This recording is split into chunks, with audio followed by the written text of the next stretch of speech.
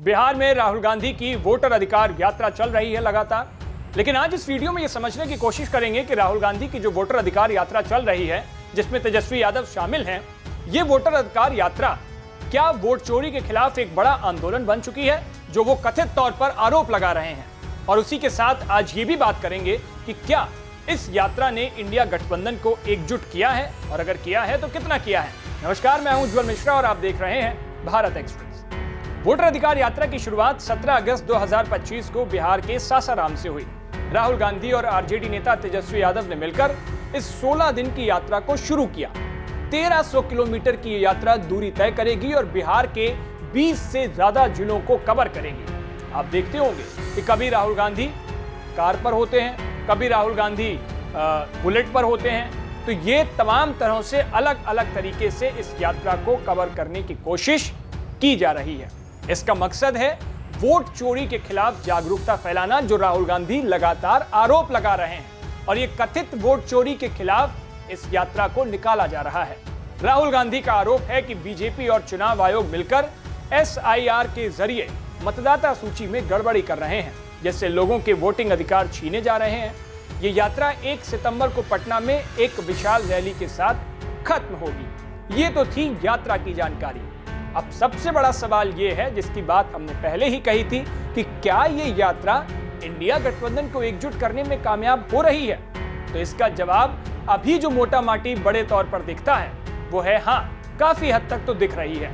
इस यात्रा में कांग्रेस और आरजेडी के साथ साथ कई बड़े विपक्षी नेता शामिल हो रहे हैं। तमिलनाडु के सीएम MK स्टालिन 27 अगस्त को आए, सपा प्रमुख अखिलेश यादव 30 अगस्त को, और झारखंड की सीएम हेमंत सोरेन भी इस यात्रा का हिस्सा बनेंगे, ऐसी जानकारी सामने निकल करके आ रही है। कांग्रेस की तरफ से प्रियंका गांधी 26 और 27 अगस्त को, कर्नाटक के सीएम सिद्धारमैया, तेलंगाना के सीएम रेवंत रेड्डी और हिमाचल के सीएम सुखविंदर सिंह सुक्खू भी शामिल होंगे। ये अलग अलग राज्यों के नेताओं की भागीदारी है और ये दिखाती है कि विपक्ष एक मंच पर आ रहा है। मैसेज यही है, मैसेज देने की कोशिश है। हालांकि वो चुनावों के लिए हो या फिर इस मुद्दे को भुनाने के लिए हो, लेकिन मैसेज ये दिया जा रहा है कि बीजेपी और एनडीए के खिलाफ, चुनाव आयोग के खिलाफ पूरा विपक्ष अब एकजुट एक मंच पर दिखेगा। सीतामढ़ी में राहुल और तेजस्वी ने जानकी मंदिर में पूजा की, जिसकी तस्वीरें सोशल मीडिया पर वायरल हुई और लोगों में उत्साह देखा गया। लेकिन ये यात्रा बिना विवाद के नहीं है। बीजेपी का कहना है कि ये सिर्फ विपक्ष का शक्ति प्रदर्शन है और कुछ नेताओं का बिहार की सियासत में कोई खास प्रभाव अब रहा नहीं है।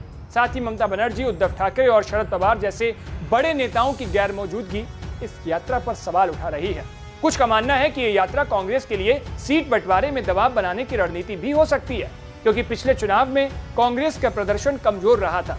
फिर भी तेजस्वी यादव ने राहुल गांधी को अगला PM बनाने की बात तो कही ही है, लेकिन जब तेजस्वी यादव से ये बात पूछी गई तो उन्होंने तो कह दिया राहुल गांधी का नाम PM पद के लिए। लेकिन राहुल गांधी से जब एक प्रेस कॉन्फ्रेंस में यह सवाल किया गया कि बिहार के अंदर CM फेस किसे बनाया जाएगा, तो राहुल किसी का भी नाम लेने से साफ तौर पर बचते नजर आए।